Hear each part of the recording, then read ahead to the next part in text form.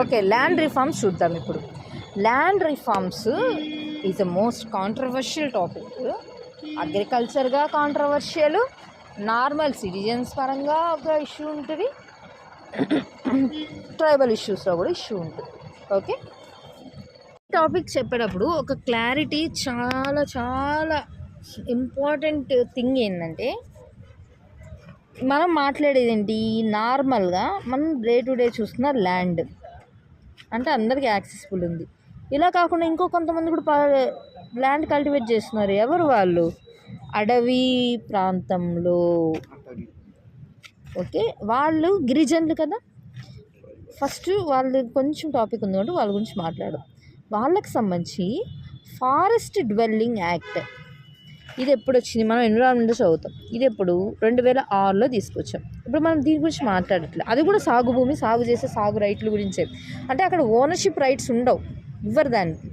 అంటే ఓనర్ ఎవరు? గవర్నమెంట్ ఆ ల్యాండ్ కూడా. కానీ ఇక్కడ సాగు హక్కు భూమి, అది సాగు చేసుకునే హక్కు వాళ్ళకే ఉంటుంది. అంటే పొసెసివ్ రైట్స్ వాళ్ళకే ఉంటాయి అన్నమాట. ఓకే, దాని గురించి ఇన్ డీటెయిల్గా కావాలంటే అక్కడ ఎన్విరాన్మెంట్లో మాట్లాడు, ఇక్కడ లెంత్ అయిపోతుంది. ఇక్కడ ఇప్పుడు మామూలుగా రిమైనింగ్ అన్నిటికీ సంబంధించి ల్యాండ్ గురించి మాట్లాడు. భూ సంస్కరణలు నాకు తెలిసి ఇండియాలో దీని మీద జరిగిన కాంట్రవర్షియల్ ఇష్యూస్ దేని మీద జరుగుండు. హిస్టారికల్గా చూస్తే మనం అసలు బ్రిటిష్ వాడు వచ్చిన వెంటనే స్టార్ట్ చేసిన ఫస్ట్ థింగ్ ఏంటంటే ఇదే, ప్లాసీ వార్ జరగంగానే. ప్లాసీ ఎప్పుడు జరిగింది? 1757లో జరిగింది. 57 అయిపోయిన తర్వాత, బక్సర్ కూడా అయిపోయిన తర్వాత వాళ్ళకి ఏమైంది, అడ్మినిస్ట్రేషన్ రైట్స్ కూడా ఇచ్చేశారు. అడ్మినిస్ట్రేటివ్ రైట్స్ కూడా ఇచ్చారంటే వాళ్ళు బ్రిటిష్ ఇండియా అని అప్పటికి లేదు. మనం ఎప్పుడు 1858 తర్వాత బ్రిటిష్ ఇండియా అయినాం. అంతకుముందంతా ఏంటి, కంపెనీ రూలే. ఈ కంపెనీ ఏం చేస్తుంది, బ్రిటిష్లో ఉన్న గవర్నమెంట్కి డబ్బులు ఇవ్వాలి. ఆ డబ్బులు ఎక్కడి నుంచి ఇవ్వాలి? ఇండియాలో ఉన్నాం కదా, ఇండియా నుంచి ఇవ్వాలి. వీళ్ళు ఏం చేశారు, కంపెనీ మేమెందుకు ఇస్తామని చెప్పి ఇక్కడ ఉన్న వాటి మీద వీళ్ళకి ఆల్రెడీ అడ్మినిస్ట్రేటివ్ రైట్స్ కూడా వచ్చినాయి కాబట్టి, అంటే అన్ని పాలసీలు దాంట్లో ఇంక్లూడే కదా. ఇప్పుడు రెవెన్యూ పాలసీ అప్పుడు ఏం చేసింది, ల్యాండ్ రెవెన్యూ నుంచి తీసుకొని వీళ్ళు ఆ కంపెనీ. ఓకే సరే, హిస్టారికల్గా ఏంటి మనం చూస్తే అంటే జమీందారీ సిస్టమ్, అదే permanent settlement system, ryotwari system, next Mahalwari system.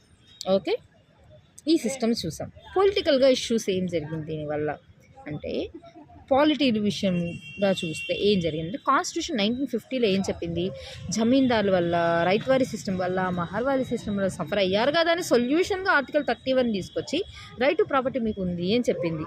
కానీ ఇదే ప్రాబ్లం దేనికి అయిందంటే, 9th షెడ్యూల్ డిపిఎస్పీస్కి సంబంధించి ఇష్యూ అయింది. ఎందుకంటే ఏదైనా ఇంప్లిమెంట్ చేయాలంటే ప్రతి ఒక్కరు నాకు ల్యాండ్ ఉంది, ఎందుకంటే అప్పటికే జమీందార్ సిస్టంలో ఉన్న వాళ్ళు ఏంటి, ల్యాండ్ అంతా వాళ్ళ కింద పెట్టేసుకున్నారు. రిమైనింగ్ వాళ్ళకి ఎలా పంచలేకపోతున్నాం. డిపిఎస్పీలో ఆర్టికల్ 39 ఏం చెప్తుంది, వెల్త్ని ఒక దగ్గర కాదు అందరికి కాన్సన్ట్రేట్ చేయండి, అందరికీ డిస్ట్రిబ్యూట్ చేయండి, కాన్సన్ట్రేషన్ కాదు. అదే దాని మీద కదా మనకు ప్లానింగ్ కమిషన్ కూడా తీసుకొచ్చారు. అది మీరు ఇప్పుడు ప్లానింగ్ కమిషన్ లేదనుకోండి, ఇప్పుడు ఏముంది, మనకు నీతి ఆయోగ్ వచ్చేసింది.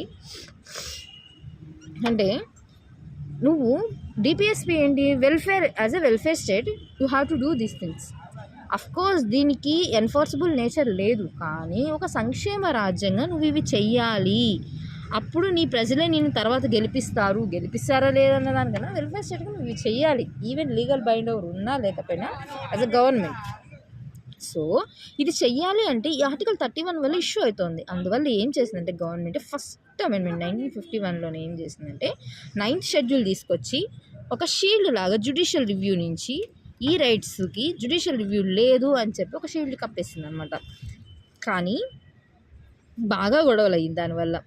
ఎట్లా అంటే జ్యుడిషియరీ, జమీందారులు ఒక సైడ్గా, గవర్నమెంట్ ఇంకో వైపుగా మారిపోవాల్సి వచ్చింది. అది ఎప్పటి వరకు జరిగిందంటే కేశవానంద భారతి కేసు 1973 వరకు, వామన్ రావు కేసు, ఐఆర్ కోహిలో 2007 కేసు, నాని పాల్కి వాళ్ళ అడ్వకేట్ గారు, ఇవన్నీ ఎప్పుడు మనం కాన్స్టిట్యూషన్లో కేసు చూస్తాం.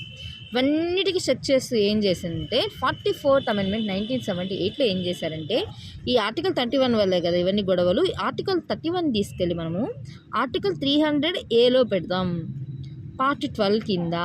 అంటే ఇప్పుడు ఆస్తి హక్కు అనేది ఒక చట్టబద్ధమైన హక్కు మాత్రమే, కానీ ప్రాథమిక హక్కు కాదు. ప్రాథమిక హక్కు అంటే కంప్లీట్ రైట్స్ దానికి ఉంటాయి. దానికి ఏదైనా భంగం కలిగితే నువ్వు హైకోర్టుకి ఆర్టికల్ 226 కానీ సుప్రీంకోర్టుకి ఆర్టికల్ 32 కింద కానీ వెళ్ళొచ్చు నేరుగా. ఇప్పుడు అవన్నీ కాదు, బట్ చట్టబద్ధమైన హక్కే అది.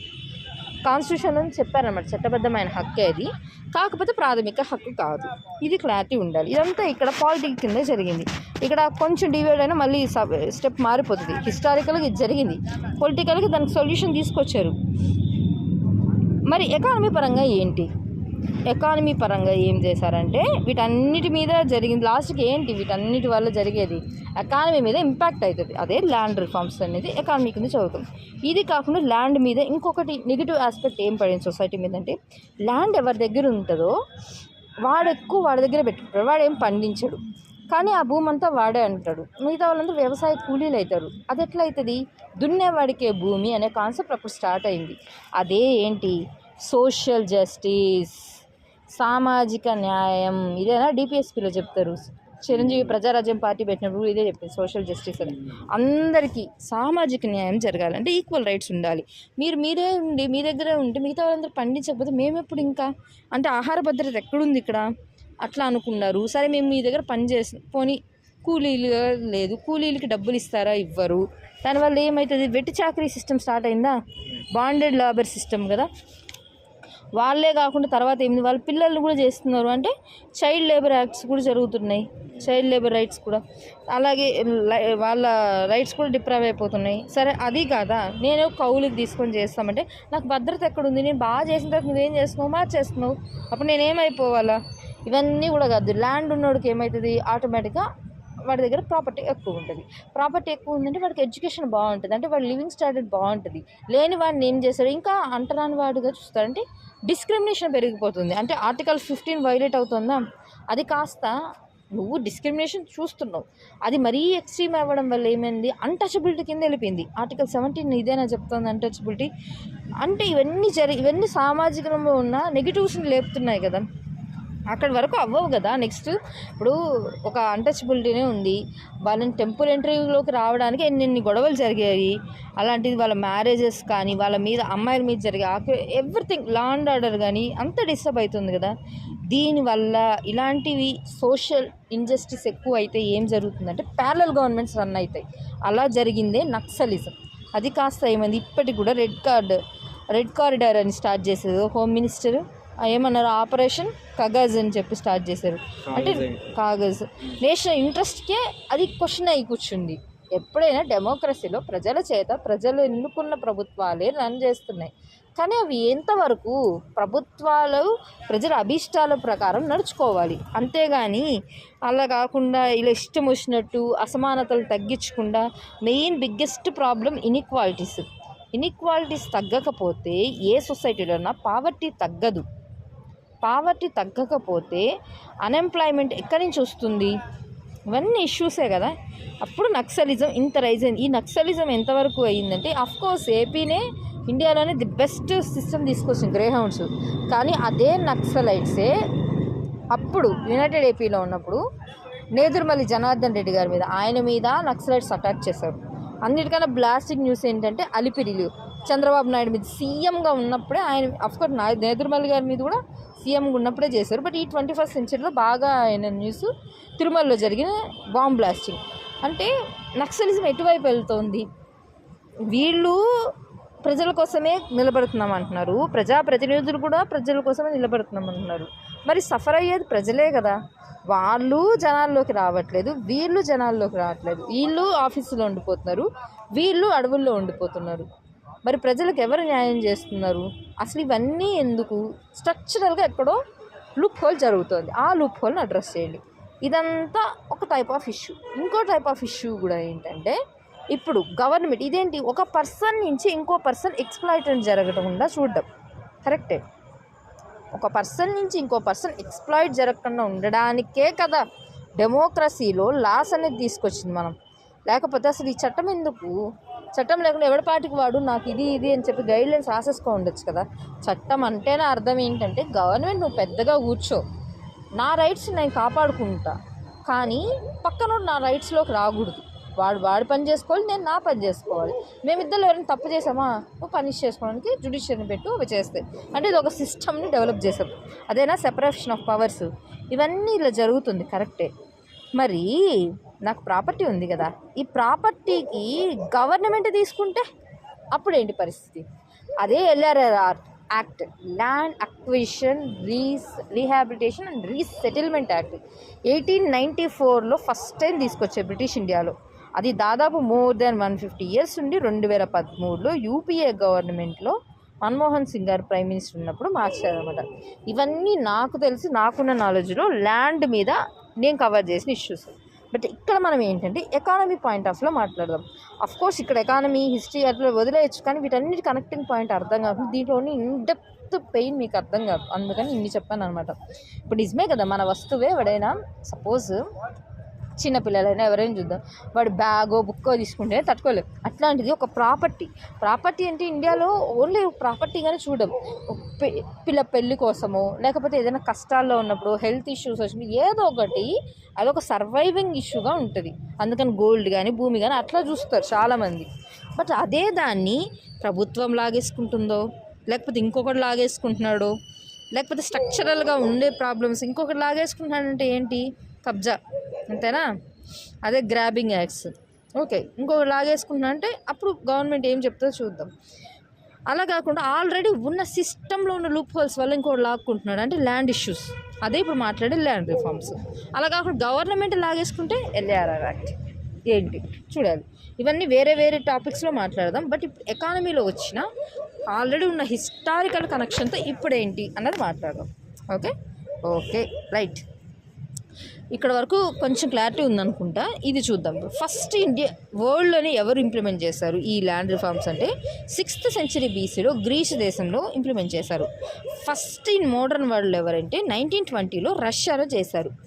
ఆఫ్టర్ ఇండిపెండెన్స్ ఇండియాలో ఇంప్లిమెంట్ చేశారు. దేనికోసము అంటే సోషల్ జస్టిస్. ఈ పదాలు మర్చిపోకూడదు.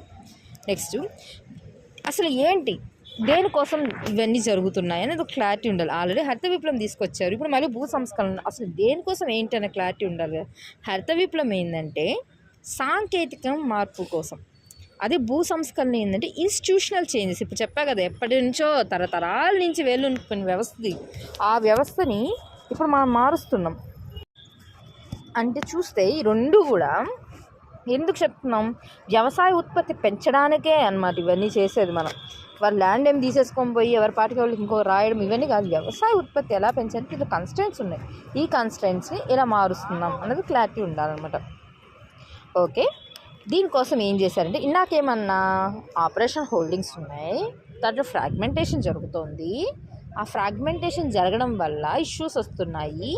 దానికి సొల్యూషన్గా ఏం చెప్పా, ఆప్టిమమ్ హోల్డింగ్ ఉండాలి, లేకపోతే కన్సాలిడేషన్ ఆఫ్ హోల్డింగ్ ఉండాలి, లేకపోతే కోఆపరేటివ్ ఫార్మింగ్ ఉండాలి అని చెప్తూ కోఆపరేటివ్ ఫార్మింగ్లో ఒక కమిటీ గురించి చెప్పా. అవునా? ఏ కమిటీ అది? వ్యవసాయ సంస్కరణల కోసం వేశారు ఈ కమిటీ అని చెప్పా. ఆ కమిటీ కూడా సజెస్ట్ చేసింది అన్న. ఏంటది? 1949 జేసీ కొమరప్ప కమిటీ అని చెప్పా. ఆ వ్యవసాయ సంస్కరణల కమిటీని ఇంకోటి కూడా ఏం చెప్పిందంటే, అదేంటి ఫ్రాగ్మెంటేషన్ అవుతున్నాయి అంటే నీకున్న ల్యాండ్లో జరుగుతున్నాయి, అసలు నీకు ల్యాండే లేదు అన్న దాని గురించి మాట్లాడేది ల్యాండ్ రిఫార్మ్స్. ఆపరేషన్ హోల్డింగ్స్ ఏంది, మీకు ఇచ్చేశారు, మీ నాన్న దగ్గర ఆస్తి ఉంది, ఆ ఆస్తిని మీరు ఎలా పంచుకుంటున్నారు అన్నది ఇష్యూ.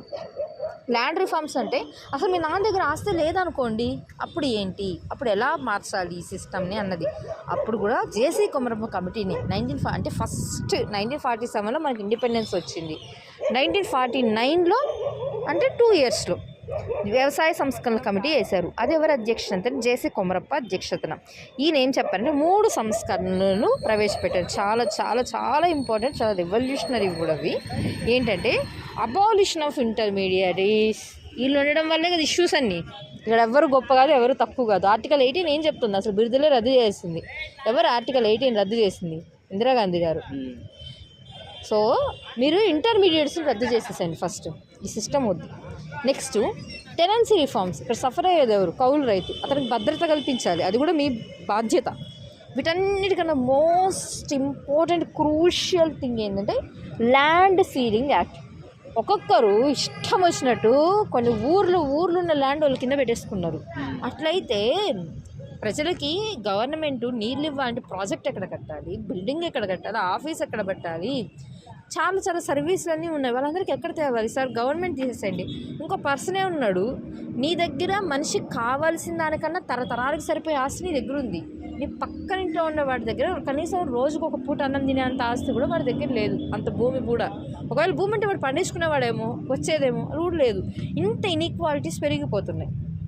సో ల్యాండ్ సీలింగ్ ఇలా కాదు, ప్రతి మనిషికి ఇంతవరకే ఉండాలని చెప్పండి. ఆ రిమైనింగ్ గవర్నమెంట్ మీరు స్వాధీనం చేసుకోండి.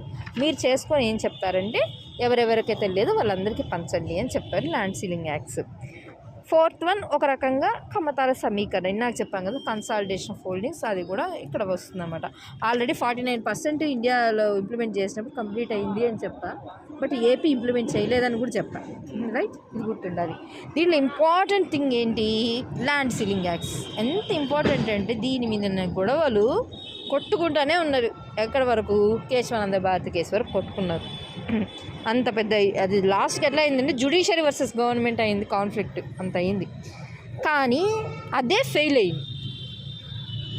బట్ సక్సెస్ అయింది ఏదంటే ఇంటర్మీడియట్స్ని తీసేస్తారు, అది సక్సెస్ అయింది. ఎందుకంటే గవర్నమెంట్ చేతిలో పని కాబట్టి ఇంటర్మీడియట్స్ని తీయడం అనేది ఒక రకంగా సక్సెస్ సాధించారు అక్కడ.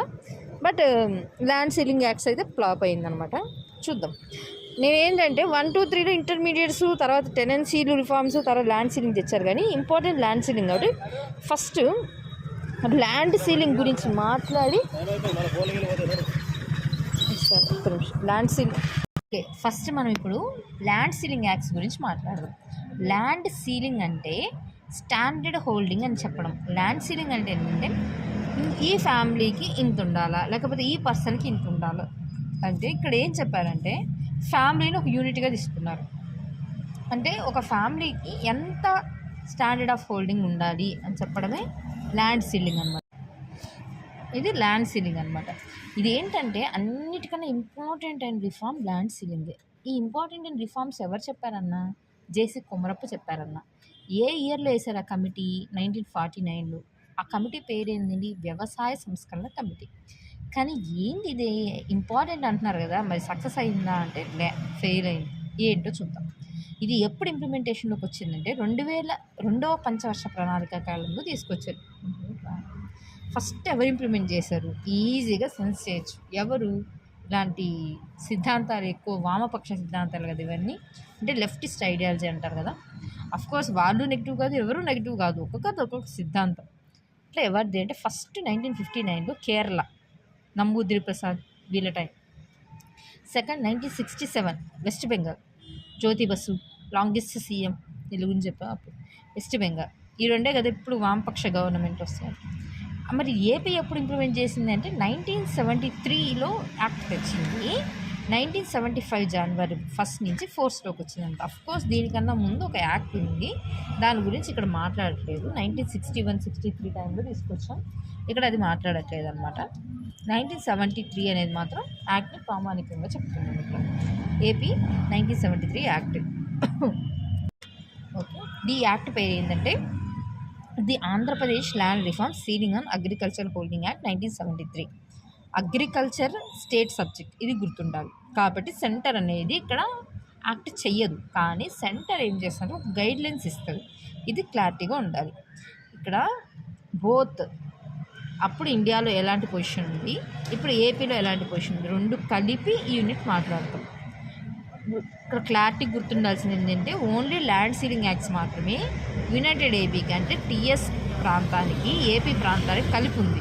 బట్ రిమైనింగ్ రెండు ఇంటర్మీడియట్స్ కానీ టెనెంట్స్ రైట్స్ కానీ రెండు సపరేట్గా ఉన్నాయి. ఇది క్లారిటీ ఉండాలి. ఓకే, ఇక్కడ ఏం చేశారంటే యూనిట్ అంటే 5 మందిని ఒక యూనిట్గా తీసుకున్నారు. లిమిట్ ఏంటంటే ఒకవేళ 5 మంది కన్నా ఎక్కువ ఉంటారు అప్పుడు 1/5 పెంచుకుంటూ వెళ్ళొచ్చు. అలా ఎక్కడి దాకా అయినా కాదు, ఓన్లీ 2 టైమ్స్ మాత్రమే. 2 టైమ్స్ దాని మ్యాక్సిమం సైజ్ అనమాట. నెక్స్ట్ ఒక స్పెషల్ యూనిట్ అంటే ఫ్యామిలీ కాకుండా ఇది సపరేట్ యూనిట్, సపరేట్ ఎంటిటీ. అంటే ఎవరెవరిని కొన్ని దగ్గర డౌట్ ఉంటుంది, ఎవరంటే అన్మ్యారీడ్ డాటర్ అయి ఉంటుంది కానీ మేజర్ అయి ఉండొచ్చు, మేజరే కానీ అన్మ్యారీడ్ అంటే మ్యాక్సిమం ఏమనుకుంటాం ఆ యూనిట్లో మెంబర్ అని అనుకుంటాం, బట్ కాదనమాట. అన్మ్యారీడ్ అయినంత మాత్రాన ఆ అమ్మాయి ఆ యూనిట్లో మెంబర్ కాదు, ఆ అమ్మాయి కంటూ సపరేట్గా ఇవ్వాల్సిందే, కాబట్టి 1/5 తీసుకోవాలి. నెక్స్ట్ అన్మ్యారీడ్ సన్స్ వాళ్ళు కూడా యూనిట్ కాదనమాట. నెక్స్ట్ ఇక్కడ ఏం చేశారంటే నీటిపారుదల ఉండాలి, అంటే వర్షం మీద ఆధారపడే కాదు, నీటిపారుదల ఉంది, ఇరిగేషన్ ఫెసిలిటీ ఉండి సంవత్సరానికి 2 పంటలు పండే మాగాణి భూమి. మాగాణి అంటే ఏంటి? వెట్లాండ్. దీన్నే మనం ఏమంటాము? మాగాన్ని తరి వెట్లాండ్ అని కూడా అంటాం కదా, తరి భూమి కానీ మాగాణి భూమి అంటాం, అంటే వెట్లాండ్ అని. అదే మెట్టనైతే మెట్ట ఆరు పుష్కి అంటాం, అదేంటి? డ్రై ల్యాండ్ అనమాట. ఇప్పుడు ఏదైనా మనం అవుట్పుట్టే చూస్తాం, అంటే దిగుబడే చూస్తాం. ఇప్పుడు 2 ఎకరాలు వెట్లాండ్ ఉంటే 4 బస్తాలు పండుతుంది, 10 ఎకరాలు మెట్ట భూమి ఉన్నా 2 బస్తాలు కూడా పండదు. కాబట్టి ఆటోమేటిక్గా డ్రై ల్యాండ్కి ఎక్కువ ల్యాండ్ ఇస్తాం. నీటిపారుదల సంవత్సరం 2 పంటలు పండితే కానీ 10 నుంచి 18 ఎకరాలు ఒక సీలింగ్ ఉండాలి. అదే ఒక పంటే పండింది అనుకో, అప్పుడేంటి 27 ఎకరాలు ఉండొచ్చు. అంటే ఇక్కడ గుర్తుపెట్టుకోవాల్సింది ఏంటంటే 2 పంటలు పడితే తక్కువ భూమి, ఒక పంట పండితే ఎక్కువ భూమి వేయాలి, ఎందుకంటే ఈల్డింగ్ పడుకు ఉండాలి కదా. నెక్స్ట్ అదే మెట్ట భూమి అంటే 10 నుంచి 27 అనేది మాగానికి ఒక యూనిట్ అయింది. అదే మెట్ట భూమికి అయితే 35 నుంచి 54 ఎకరాలకు అనమాట. రైట్. ఇది ఎట్లా అంటే మళ్ళీ ఫర్దర్గా మాగాని భూమి మెట్ట భూమి కరెక్టే, అంత మాగానికి 27 ఎకరాలు అన్నిటికీ 10 ఎకరాలు అట్లా ఇవ్వం కదా. మాగాన్ని ఏం చేశారంటే సారాన్ని బట్టి నీటి పారుదలను బట్టి ఇవి డివైడ్ చేశారు. ఇప్పుడు సారాన్ని బట్టి ఏం చేశారంటే, అంటే దాని ఫెర్టిలిటీ ఎక్కువ ఎంత దిగుబడి ఇస్తుంది దాన్ని బట్టి చూసి మాగానేమో 6 రకాలుగా, మెట్టనేమో 5 రకాలుగా డివైడ్ చేశారు. ఒక ఎకరా అంటే ఎంత అంటే, ఒక ఎకరా పబ్లిక్ నీటి పారుదల ఉంటుంది అంటే ప్రాజెక్ట్స్, ఇరిగేషన్ ప్రాజెక్ట్స్, ఇలాంటివి డ్యామ్లు, రిజర్వాయర్స్, అలాంటి భూమి గల భూమి 1.25 ఎకరాల ప్రైవేట్ నీటిపారుదల భూమి, అంటే బోర్స్ ఇలాంటివి వేసుకుంటారు కదా. సో ఇది ఏది ఒకటి అవ్వదు కదా. ఇదేంటి, 1 ఎకరాకి భూమి ఇచ్చితే ఎంత ఈల్డ్ అవుతుందో అది 1.25 ఎకరాలకు అంత భూమికి పండిస్తే కానీ అది ఈక్వల్ అవ్వదు, అందుకని చెప్పారన్నమాట. సరే, మాగాన్ని ఎట్లా క్లాసిఫై చేశారన్న 6 టైప్స్గా చేశారన్న, అంటే ABCDEF అయినా. మెట్ట ఏం చేశారు 5 టైప్స్ అన్న GHIJK చేశారు. 10 నుంచి 15 ఎకరాలు క్లాస్ ఏ. మనం రాసేది APPSC గ్రూప్ 2 అంటే హైయెస్ట్ పోస్ట్ ఏంటి దాంట్లో MRO. కాబట్టి ల్యాండ్ మీద ఇలా ఉండాలి, ఫింగర్ టిప్స్ మీద ల్యాండ్ యూటిలైజేషన్ ఎలా ఉందో క్లారిటీ ఉండాలి, అంతే కదా. అంటే మీరు సాగు భూమి ఏం వాడుతున్నారు, నాన్ అగ్రికల్చర్ ఏం వాడుతున్నారు. సాగు భూమి అంటే అగ్రికల్చర్, నాన్ అగ్రికల్చర్, ఇవి కాకుండా ఫారెస్ట్ కూడా ఉంది కదా, అదేంటి క్లారిటీ ఉంది. వీటిలోనే కదా బంజర్ భూమి అనేది కూడా క్లారిటీగా వచ్చేస్తుంది. ఇది కాకుండా ఇంకా ట్యాక్సెస్, ఏ ట్యాక్స్ ఇక్కడ నాలా ట్యాక్స్ అంటే ఏంటి, నాన్ అగ్రికల్చర్ ల్యాండ్ ట్యాక్స్, నాలా ట్యాక్స్, ఇది ఈ వీటి మీద క్లారిటీ ఉండాలి. నెక్స్ట్ నేషనల్ ఇన్కమ్ మీద క్లారిటీ ఉండాలి. ఇవి లేకుండా ఏం చేయలేము, ఎందుకంటే ఇప్పుడు మీరు MRO అవుతారు, MRO అయిన తర్వాత మీ దగ్గర రిజిస్ట్రేషన్కి సంబంధించిన డాక్యుమెంట్స్ వస్తుంటాయి, లేకపోతే ప్రతి సర్టిఫికేట్స్కి మీరే ఈవెన్ జ్యుడిషియల్ పవర్స్, మెజిస్ట్రేటివ్ పవర్స్ కూడా ఉంటాయి, ఫస్ట్ అథారిటీ అక్కడే ఉంటారు. కాబట్టి వీటి గురించి కొంచెం క్లారిటీ ఉండాలి మనకు. 10 నుంచి 15 అంటే క్లాస్ ఏ, 12 నుంచి 18 ఎకరాలు క్లాస్ బి, 13.5 నుంచి 20 ఎకరాలు క్లాస్ సి, 15 నుంచి 22.5 ఎకరాలు క్లాస్ డి, ఈ ఏంటి 16.5 నుంచి 25, ఎఫ్ ఏంటి 18 నుంచి 27. ఇవన్నీ గుర్తుపెట్టుకోవాలి. కానీ క్లాస్ ఏ ఏంటి 10 నుంచి 15, 10 అనేది మనం ఆల్రెడీ చెప్పాం కదా. క్లాస్ ఎఫ్ ఏంటి 18 నుంచి 27, అంటే మాగానికి ఇక్కడి నుంచి ఎక్కడ దాకా క్లాసు, లోయర్ క్లాస్ 10 నుంచి అప్పర్ సీలింగ్ 27, 10 నుంచి 27 ఎకరాలు, ఇది గుర్తుండాలి. ఏ ఎక్కువ ఉంటుందో ఎఫ్ ఎక్కువ ఉంటుంది, ఎఫ్కే ఎక్కువ ఉంది. నెక్స్ట్, ఒక సంవత్సరం పంట పండితే ఎక్కువ ల్యాండ్ ఉంటుందా, సంవత్సరం ఒక పంట పండితే ఎక్కువ ల్యాండ్ ఉంటుందా, లేకపోతే సంవత్సరానికి 2 పంటలు పండితే ఎక్కువ ల్యాండ్ ఉంటుందా. సంవత్సరం 2 పంటలు పండితే ఎక్కువ ల్యాండ్ కాదు, 2 పంటలు పండితే తక్కువ ల్యాండ్, అంటే ఒక పంట పండితే ఎక్కువ ల్యాండ్ ఇవ్వాలి, అంతే. అంటే ఏమైంది, ఒక పంట పండే భూమికి ఉన్న ల్యాండ్ అనేది 2 పంటలు పండే భూమి కన్నా ఎక్కువ ఉంది. అట్లాగే మెట్ట భూమికి ఉన్న ల్యాండ్ అనేది మాగాని కన్నా ఎక్కువ ఇచ్చారు, ఇది మనకు క్లారిటీ ఉండాలి. అట్లా మెట్టకి ఎంత అన్నారు 10 నుంచి 27 ఎకరాలు, మాగానికి ఎంత అన్నారు 35 నుంచి 54 ఎకరాలు, ఇది క్లారిటీ ఉండాలన్నమాట. ఓకే, ఇక్కడికి క్లాసిఫికేషన్ అంటే ఆన్ ద పేపర్ ఎలా ఉంటుంది, ఇప్పుడు మీరు క్లాస్ ఏ అనగానే ఏంటి, క్లాస్ బి అంటే కన్ఫ్యూజ్ అవ్వకూడదు అనమాట. ఏలాగా ఏం డివైడ్ చేశారో క్లారిటీ ఉండాలి. ఇది అయ్యింది కదా, ఇట్లా ఈ యాక్ట్ బట్టి సెట్ చేశారు. ఒక ఫ్యామిలీని ఒక యూనిట్గా అనుకున్నారు. ఒకవేళ ఎవరెవరు దీంట్లో మెంబర్స్ చెప్పారు, మ్యాక్సిమం ఎంతవరకు 1/5 నుంచి ఇచ్చుకుంటా పోవచ్చు. కానీ ఒక్కోసారి 10 మంది, 12 మంది, 20 మంది ఉంటే అందరికి ఇస్తారు, ఇవ్వరు. 2 టైమ్స్ సీలింగ్ ఉండాలి. ఇది క్లారిటీ.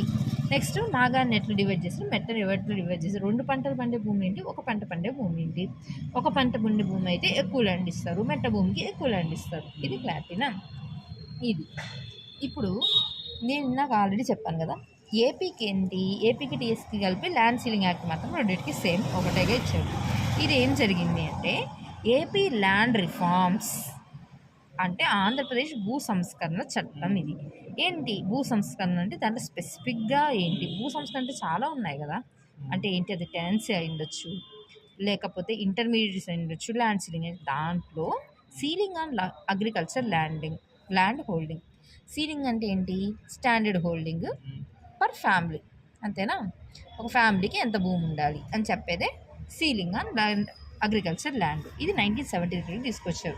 అప్పుడు దీనికన్నా ముందు ఒక యాక్ట్ తెచ్చారన్న 1960s కదా.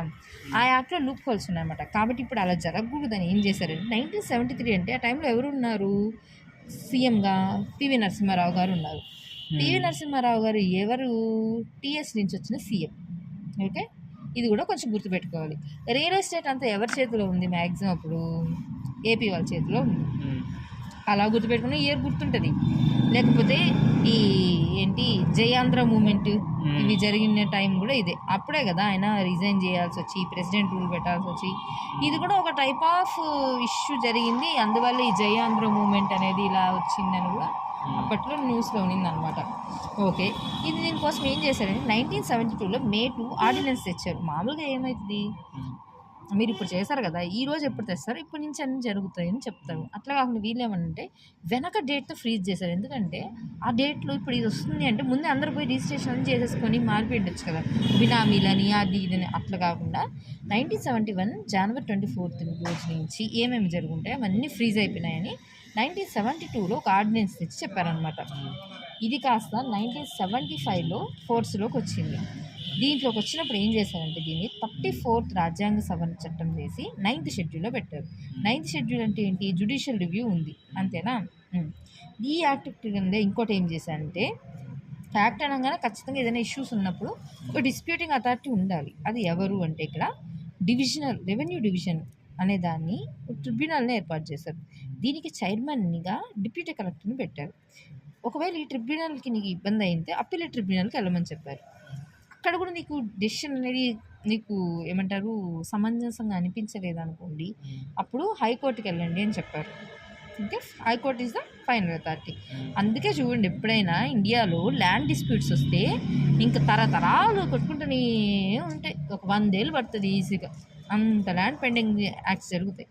నెక్స్ట్ ఇదే ఇష్యూ ఇంకా ప్రజెంట్ జనరేషన్ చెప్పాలంటే, మొన్న 2024లో ఏపీ ఎలక్షన్స్ జరిగాయి, గుర్తుందా. ఆ ఏపీ ఎలక్షన్స్ జరిగినప్పుడు కూడా జగన్ గారు గవర్నమెంట్లో అప్పుడు ల్యాండ్ యాక్ట్ ఒకటి తెచ్చారు. కానీ సిబిఎన్ గారు అప్పుడు ఎలక్షన్ మేనిఫెస్టోలో ఏం చెప్పారంటే, ఈ యాక్ట్ మేము రద్దు చేస్తామన్నారు. ఈవెన్ తను సీఎంగా ఎలక్ట్ అయిన తర్వాత ఫస్ట్ సైన్ చేసిందంటే ఈ యాక్ట్లో ఉంది. అంటే భూమి ప్రకారం తీసుకున్న చట్టాలు మనుషుల మీద ఎంత ఇంపాక్ట్ చూపిస్తాయనడానికి ఈ ఎలక్షన్స్ బెస్ట్ ఎగ్జాంపుల్ అనమాట. అది ఈ టైంలో జరిగింది. సరే, ఇన్ని చేశారు, మీరు ల్యాండ్ తీసేసుకుంటాం అంటున్నారు, మరి వాళ్ళని ఎట్లా, వాళ్ళని కూడా సముదాయించాలి. వాళ్ళు తీసుకుంటే అప్పుడు ఏం చేసిందంటే, ఇవి అంటే గవర్నమెంట్ 100 times అంటే 10 to 100 times వాళ్ళ కాంపన్సేషన్ ఇచ్చి, మ్యాక్సిమం ఆ 10 to 100 times అంటే ఏదో కోట్లని కాదు, మ్యాక్సిమం ₹1,00,000 నష్టపరిహారం ఇచ్చి వాళ్ళ దగ్గర నుంచి ల్యాండ్ అనేది తీసేసుకుంది. ఓకే, ఇప్పుడు ఇండియాలో ఏమైందంటే బై 1986 అంటే రాజీవ్ గాంధీ గారి పీరియడ్ కదా, అప్పటికి 10.3 మిలియన్ హెక్టార్లు అంటే ఎంత, 103 లక్షలు అంటే 100 లక్షలు అనుకుందామా సపరేట్. 100 లక్షలు అంటే ఎంత, కోటి హెక్టార్లు అనుకుందాం. కోటి హెక్టార్ల భూమి ఉంది. బై 2004కి ఏమైందంటే డిక్లేర్ ఏం చేశారంటే 7.3 హెక్టార్లు అంటే 70 లక్షల హెక్టార్లు ఉంది అని చెప్పారు. కానీ ఎంత దాంట్లో స్వాధీనం, ఇప్పుడు డిక్లేర్ చేసినంత ఇవ్వరు కదా, స్వాధీనం ఎంత వచ్చింది డిస్ప్యూటెడ్స్ ఇంకా ఇంకా ఏదో ఉండొచ్చు 6.49 వచ్చింది. దీంట్లో ఎంత పంపిణీ చేశారంటే 5.40 పంపిణీ చేశారు. ఇది ఇప్పుడు అవసరం లేదు, బట్ ఏదైనా స్టాటిస్టిక్స్ పొలిటీషియన్స్ మాట్లాడితే ఇది క్లారిటీగా ఉంటాయి కాబట్టి ఇక్కడ చెప్పాను అనమాట. ఇప్పుడు ఏపీలో ఏం జరిగిందో ఒక్కసారి చూద్దాం. ఇది ఇండియా వైజ్గా జరిగిన ఇష్యూ. ఇప్పుడు ఏపీలో ఏం జరిగింది అంటే బై 1960లో 17% భూస్వాముల దగ్గర 60% భూమి ఉంది. కానీ 70% చిన్న రైతులు అంటే ఎవరు వీళ్ళందరూ మార్జినల్ స్మాల్ ఫార్మర్స్ ఉన్నారే వాళ్ళ దగ్గర 16% భూమి ఉంది. దీనికి ఏం చేశారంటే మొదటి దఫా రెండవ దఫా అని భూ సంస్కరణ అమలు చేశారు. మొదటి దఫా ఎప్పుడంటే స్వాతంత్రం నుంచి 1970 వరకు. 1970 తర్వాత వచ్చినవి ఇది. ఫస్ట్ ఫేజ్లో ఏం చేశారంటే ఏపీలో భూ గరిష్ట పరిమితి చట్టం 1961 ఇది ఫస్ట్ యాక్ట్ అనమాట తెచ్చింది. ఈ యాక్ట్ని తెచ్చారు. బట్ సెకండ్ ఫేజ్లో ఏం చేశారంటే ఆంధ్రప్రదేశ్ భూ సంస్కరణ చట్టం 1973. ఇప్పుడు ఇచ్చే మాట్లాడుతుంది ఇదే, ఎందుకంటే ఫస్ట్ ఇది ఫెయిల్ అయింది. దాంట్లో చాలా లూప్ హోల్స్ ఉన్నాయి. ఆ చట్టం లోపభూయిష్టంగా ఉందని చాలామంది నెగిటివ్ కామెంట్స్ చేస్తారు. అందువల్ల ఆ చట్టాన్ని ఎక్కువ పాపులరైజ్ అవ్వలేదు, ఎక్కువ ఫోర్స్ లేదు.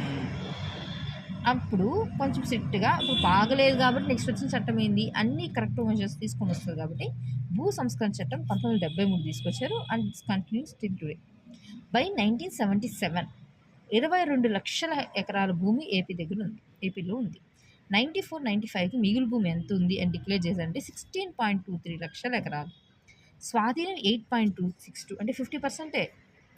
దాంట్లో ఎంత డిస్ట్రిబ్యూట్ చేశారంటే 5.68. బెనిఫిషరీస్ ఎంతమంది అంటే 4.66 లక్షల మంది. దీంట్లో ఎస్సీలు ఎంతమంది అంటే 1.89. ఎస్టీలు 77 అంటే ఎస్సీలే ఎక్కువ ఉన్నారు.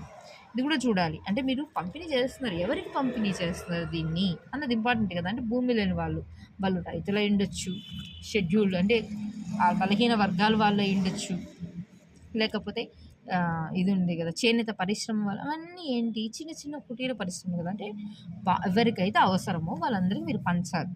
అది ఎలిజిబిలిటీ కండిషన్స్ ఏం పెట్టినా ఆ స్టేట్ గవర్నమెంట్ సిస్టమ్ అనమాట. బట్ ఇలా అయితే పనిచేశారు.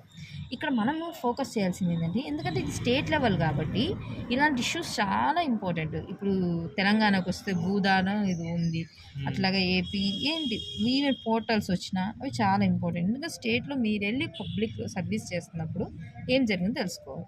7 విడతల్లో ఇక్కడ భూమి అనేది పంపిణీ చేశారు. 2005 నుంచి 14, 2005 నుంచి 9 దాకా ఎవరు ఉన్నారు? యూపీఏ 1 ఉంది. 9 నుంచి 14 దాకా ఎవరు ఉన్నారు? యూపీఏ 2 ఉంది. అంటే ఓవరాల్గా ఏంటి కాంగ్రెస్ గవర్నమెంటే ఉంది. స్టేట్లో అట్లా ఉంది, సెంట్రల్లో అట్లా ఉంది. ఫస్ట్ ఎప్పుడు 2005 జనవరిలో కొడంగల్ మహబూబ్ నగర్ నుంచి స్టార్ట్ చేశారు. తర్వాత 2005లోనే నెక్స్ట్ ఫేజ్లో బేతోల్ మెదక్కండ ఇక్కడ నుంచి చేశారు. తర్వాత 2006లో నల్లమాడ అనంతపూర్ నుంచి చేశారు. ఇది ఇప్పుడు ప్రెసెంట్ ఏపీకి సంబంధించి. 2008 జనవరిలో తిరుపతి నుంచి చేశారు. ఇక్కడ తర్వాత ఏమైంది 2009లో వైఎస్ఆర్ డెత్ జరిగింది. తర్వాత గవర్నమెంట్ అయితే కాంగ్రెస్ ఉంది కదా. 2010లో షాద్ నగర్లో, మహబూబ్ నగర్లో, 2012 పుట్టపర్తిలో, 2014 రవీంద్ర భారతి హైదరాబాద్. ఇలా 7 విడతల్లో పంపిణీ చేశారనమాట భూమికి సంబంధించి మిగులు భూమిని. ఎవరికైతే అవసరం ఉందో ఆ పేద రైతులకు కానీ, వ్యవసాయ కూలీలకు కానీ, కౌలు రైతులకు కానీ, చేనేత పరిశ్రమల వాళ్ళకి కానీ, బలహీన వర్గాల వారికి కానీ ఇచ్చారు. ఇది ఇలా ఉంటే దీనికి ముందు అంటే ఇప్పుడు మనం ఏమన్నా 2009 నుంచి 2014 దాకా 7 ఫేజుల్లో ఇలా చేశారు అన్నాం. కానీ సిబిఎన్ గారి గవర్నమెంట్ 2004 నుంచి 9 దాకా ఉంది. అప్పుడు ఏం జరిగిందంటే అప్పుడు కూడా ఇలాంటి భూమి ఇప్పుడు గుర్తుపెట్టుకోవాలి. నేను నక్సలిజం ఫస్ట్లో చెప్పాను, దాన్ని మీరు ఇక్కడ గుర్తుపెట్టుకుంటూ రావాలి పేర్లు. సిబిఎన్ గారి మీద అటాక్ జరిగింది, అవునా? ఎవరు చేశారు? నక్సలైజ్ వాళ్ళు చేశారు. వాళ్ళు ఇక్కడ చేయాల్సిన ఏముంది? నక్సలైట్ మెయిన్ డిమాండ్ ఏంది? భూ హక్కు, దున్నేవాడిదే భూమి, ఇదే వీళ్ళ రైట్. యాక్చువల్గా వైఎస్ గారు వచ్చిన తర్వాతే నక్సలిజం తగ్గిందన్న రీజన్ కూడా ఒకటి ఇదే అనమాట. వీళ్ళు ఏం చేశారు? ఫారెస్ట్ డివెల్డింగ్ యాక్ట్ తెచ్చారు. అదేంటి? వాళ్ళే కదా చెప్పింది. వాళ్ళు పోరాడేదే ఏంది? భూమి కోసం. అప్పుడు దాకా వచ్చే ప్రతి ప్రభుత్వం కూడా మీరు జనజీవన స్రవంతిలో గెలవండి, మీకు డబ్బులు ఇస్తాం, ఉద్యోగం ఇస్తాం అన్నది, కానీ మీకు ఎక్కడ భూమి ఇస్తామని చెప్పలేదు. కానీ ఫస్ట్ టైం ఇది తీసుకొచ్చినప్పుడు ఇస్తామని చెప్పారు. అందువల్ల చాలా వరకు నక్సలిజం తగ్గిందని కూడా అంటారు. బట్ ఈ టైంకి ఏమైంది? కోనేరు రంగారావు గారి కమిటీ వచ్చింది సిబిఎన్ గారి గవర్నమెంట్లో. 2004లో వచ్చింది, 2006లో రిపోర్ట్ ఇచ్చింది. ఈ కమిటీ దేని గురించి మాట్లాడిందంటే గిరిజన భూముల గురించి, గరిష్ట పరిమితి గురించి, అసైన్డ్ భూముల గురించి, ల్యాండ్ డిస్ప్యూటెడ్ బెంచ్ గురించి కూడా మాట్లాడింది. మరి ఇవన్నీ లిటిగేషన్స్ ఉంటే దాని గురించి ఒకటి మాట్లాడాలి కదా. దానికి సంబంధించి స్పెషల్ బెంచ్ ఏర్పాటు చేయాలని చెప్పింది. దాదాపు 104 సిఫారసులు ఇస్తే 74 యాక్సెప్ట్ చేసింది గవర్నమెంట్ 2007లో. దీనికి సంబంధించి ఏం చేసిందంటే గ్రామ కమిటీని ఏర్పాటు చేసింది. ఎవరెవరో వచ్చేసి వాళ్ళు ల్యాండ్లు కొనుక్కుని అవి కాదు. అసైన్డ్ భూమి అంటే ఏంది? ప్రభుత్వం ఇచ్చిన భూమి వాడుకుంటే మీరు వాడుకోండి, లేకపోతే ప్రభుత్వానికి ఇచ్చేయండి, అంతేగాని మీ పాటికి మీరు మార్చుకోవడానికి కాదు కదా. అంటే దాన్ని అమ్ముకోవడానికి కాదు, ఒక రకంగా అది వ్యాపారం కింద అవుతుంది, అట్లా కాదు అని చెప్పి అసైన్ భూములకి. ఇవన్నీ ఎవరు దీని మీద చెక్ అథారిటీ ఎవరు ఉండరు కదా, అందుకని గ్రామ కమిటీని చెక్ మెజర్మెంట్ లాగా ఉండాలి అని చెప్పారు. ఇట్లా కాకుండా ఇంకోటి ఏం చేశారంటే ఎల్సిసి యాక్ట్ అనమాట. అంటే ల్యాండ్ లైసెన్స్డ్ కల్టివేటర్స్ యాక్ట్. ఇది చెప్పాలంటే దేశంలోనే ఫస్ట్ టైం తీసుకొచ్చారనమాట AP government. Land licensed cultivators, ఇక్కడ ఈ పదం చూడాలి జాగ్రత్తగా. లైసెన్స్డ్ కల్టివేటర్స్ ఏపీలో తీసుకొచ్చారు 2011. ఇది ఎవరి టైం తీసుకొచ్చారు? సిబిఎన్ గారి టైంలో. కాబట్టి ఇప్పుడు గవర్నమెంట్ ఎగ్జామ్ జరగబోయి సిబిఎన్ గారి గవర్నమెంట్, కాబట్టి ఇలాంటివి మనకు చాలా ఇంపార్టెంట్. వాళ్ళ టైంలో తీసుకొచ్చిన రివల్యూషనరీ ప్రోగ్రామ్స్ కాబట్టి.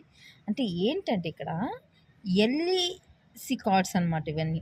అంటే లోన్ ఎలిజిబిలిటీ కార్డ్స్. ఎలా అయితే అసలు రైతు ఎలాంటి ఫెసిలిటీస్ ఉంటాయో అలాంటి ఫెసిలిటీసే కౌలు రైతుకు కూడా కల్పించడం అనమాట. క్రెడిట్లో కానీ, ఇన్సూరెన్స్లో కానీ, ఇంకా ప్రోగ్రామ్స్ కానీ, ఇప్పుడు ప్రధానమంత్రి ఫసల్ బీమా యోజన ఉంది, అలాంటివి కానీ ఏ బెనిఫిట్స్ అతనికి ఉంటాయో ఇతనికి కూడా అన్నీ రైట్స్ ఉన్నాయని చెప్పడమే ఈ యాక్ట్ ఉద్దేశం. ఇది 2011లో తెచ్చారు, ఇది మర్చిపోకూడదు.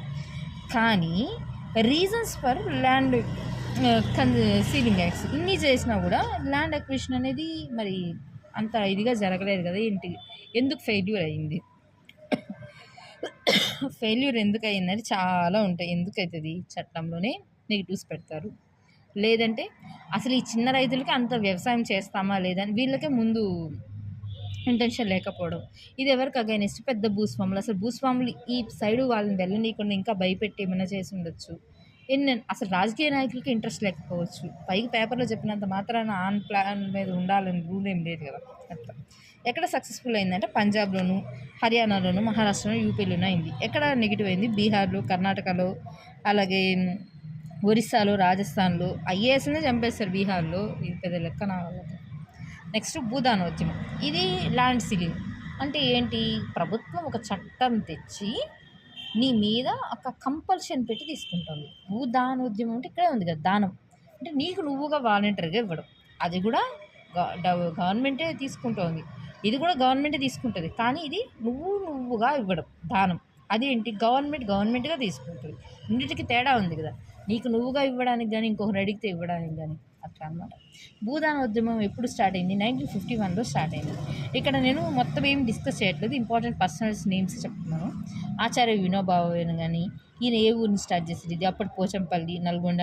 పోచంపల్లి శారీస్ జిఏ ట్యాగ్ ఉంది కదా, అప్పుడు ఎవరు ఇచ్చారు ఫస్ట్ అంటే వెదిరే రామచంద్రరెడ్డి. ఎంత ఇచ్చాడు? 100 ఎకరాలు ఇచ్చారు. ఏమైంది? 1/6 ఆఫ్ ద ల్యాండ్ని దానంగా స్వీకరించాలని వీళ్ళకి ఏమన్నమాట.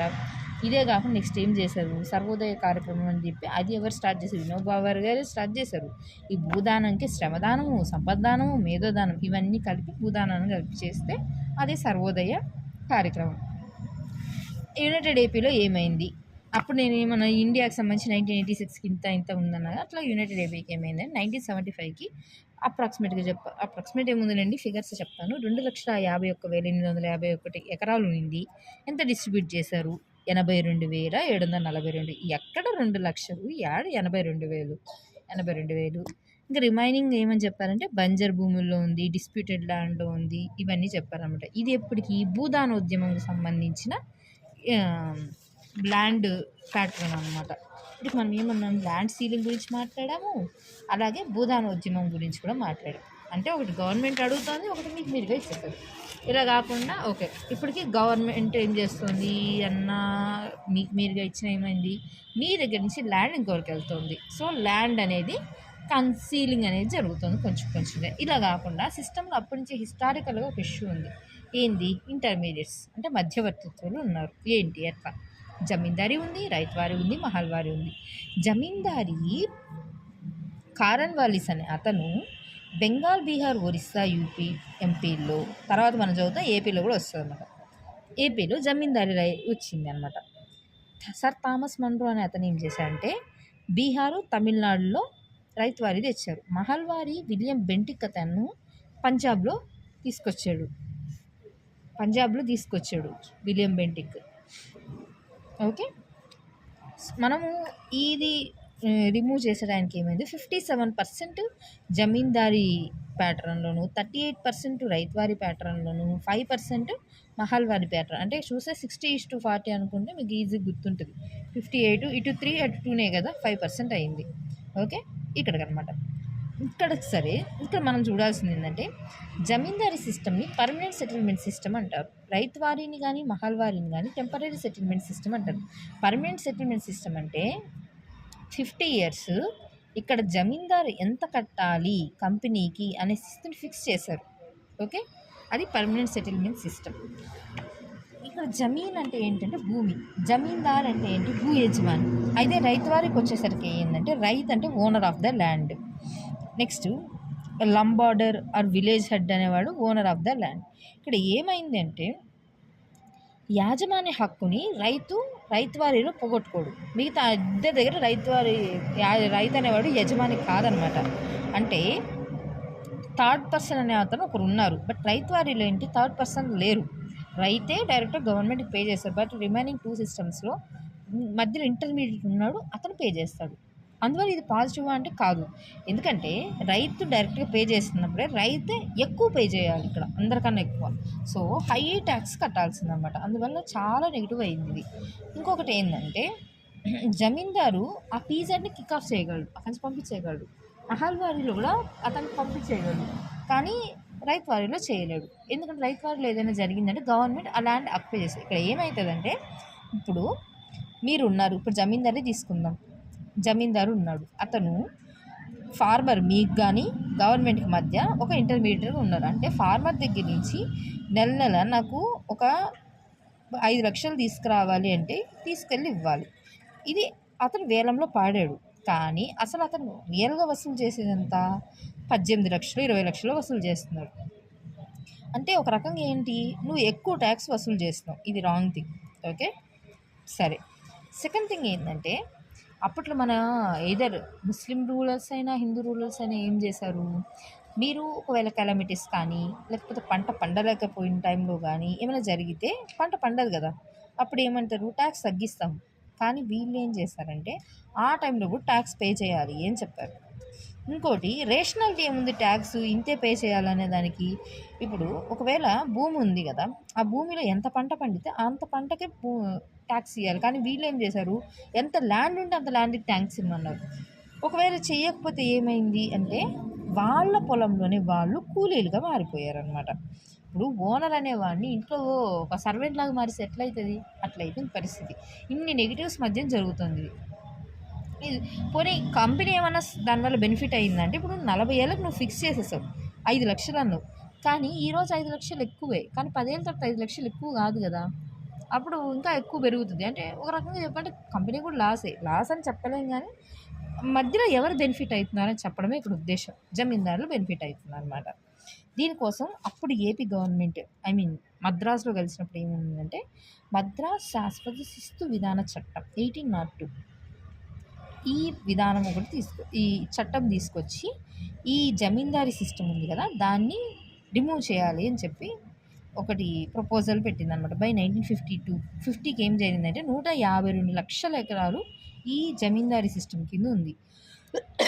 రైతువారి కింద 112 లక్షల ఎకరాలు ఉంది. ఇనాందారీ కింద 2.1 లక్షల ఎకరాలు ఉంది. ఏం చేశారంటే 1938లో ప్రకాశం కమిటీ వేశారు. ఈ కమిటీ ఏం చేసిందంటే మద్రాస్ ఎస్టేట్ బిల్ తీసుకొచ్చి 1949లో. దీన్ని బట్టి ఏంటంటే జమీందారుని ఇనాందారుల్ని ఇద్దరిని తీసేసి రైతువారిని మార్పు చేస్తారనమాట. ఇది గుర్తుంటే జమీందారు ఉద్యమాలు హిస్టరీలు చదువుతాం కదా, అక్కడ ఈజీ అవుతుంది. ఎందుకంటే అప్పుడే కదా వెంకటగారి జమీందారు, మునగాల జమీందారు ఇవన్నీ ఇష్యూస్ అయ్యింది ఈ టైంలో అనమాట.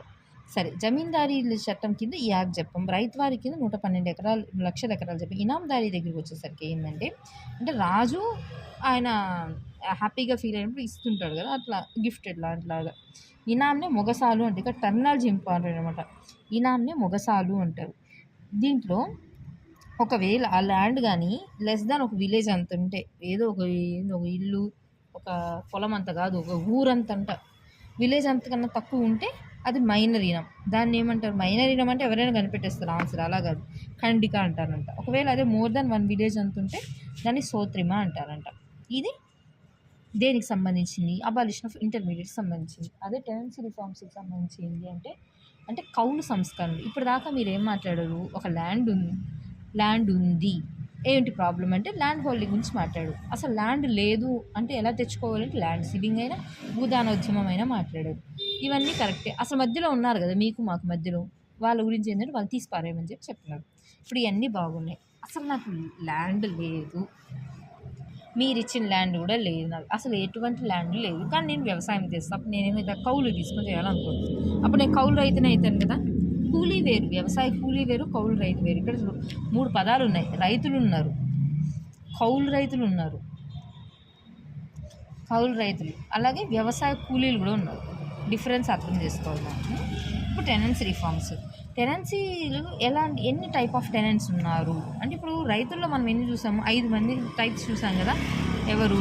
ఉపాంత రైతులు, స్మాల్, మీడియం స్మాల్, తర్వాత లోయర్ మిడిల్, తర్వాత మిడిల్, తర్వాత లార్జ్ చూసాం. అట్లాగే కౌలు రైతులు కూడా 3 ఉన్నారు. ఎవరంటే ఇది ఆక్యుపేషనల్ టెనెంట్స్, అంటే జిరాయితీ హక్కులు ఉన్నవారు, ఏ హక్కులు లేని కౌలుదారులు, ఉప కౌలుదారులు. జిరాయితీ హక్కులు ఉన్న కౌలుదారులు ఎవరు అంటే 12 సంవత్సరాలు ఒకే భూమిని వాళ్ళు సాగు చేస్తున్నట్టుగా బ్రిటిష్ చట్టాల్లో అవి రాసి ఉండాలన్నమాట. వాళ్ళు జిరాయితీ హక్కులను కౌలుదారులు అనమాట. ఏ హక్కులు లేని కౌలుదారు అది ఉంటే చెప్పాలంటే 3 కల కొంచెం అంత ఇంత బెటర్ అంటే ఆక్యుపేషనల్ టెనెంట్స్. రిమైనింగ్ ఎవరు ఉండరు. ఏ హక్కులు లేని కౌలుదారు అంటే అసలు అతని భద్రత ఏముంది టర్మ్కి? ఆయనకే ఏది లేదన్నప్పుడు ఉప కౌలుదారులు, ఇంకా వాళ్ళ పరిస్థితి ఇంకా ఘోరం కదా. అదనమాట. సరే, ఈ జిరాయితీ హక్కులు ఉన్న వాళ్ళే కొంచెం ఉన్న ఇది కాబట్టి వాళ్ళ గురించే మాట్లాడదాం. వాళ్ళకి సంబంధించి ఏమైందంటే వాళ్ళకి వారసత్వ హక్కు ఉంటుంది, అంటే వాళ్ళ తర్వాత వాళ్ళ కొడుకులు వాళ్ళే చేసుకోవచ్చు. తర్వాత అభివృద్ధి పనికి ఏమైనా వాడు ల్యాండ్ క్లియర్ చేయాలి, లేకపోతే ఏమైనా ఛానల్స్ పెట్టుకోవాలి, ఏమైనా పంట తెచ్చుకోవాలి, సడన్గా మందులు వేయాలి, ఇవన్నీ చేసుకోవచ్చు. చేసిన తర్వాత ఓనర్ని అడిగి డబ్బులు తీసుకోవచ్చు. తర్వాత అమ్మేటప్పుడు కూడా అదే ఓనర్ అమ్మాలి అనుకుంటే ఫస్ట్ ఇతను అడగాలి, ఇతను కొన్ను అంటేనే వేరే వాళ్ళకి అమ్మాలి. ఇలాంటివన్నీ కొన్ని రైట్స్ ఇచ్చారు, కానీ మిగతా వాళ్ళకి అలాంటివి లేవు కదా. అదనమాట ఇష్యూ. కౌలు సంస్కరణలు ఏం చేశారు? కౌలు సంస్కరణలు ఎందుకు అంటే చిన్నగా ఉండి దాంట్లో నుంచి నాకు 10 బస్తాలు కావాలంటే ఎట్లా వస్తుంది? కాబట్టి అతను మినిమం ఇవ్వాలి. మీరు ఎంత ఇవ్వాలి? 1/5 to 1/4 అంటే 25% ల్యాండ్ ఇవ్వాలి, లేదా 4 to 6 times of land tax.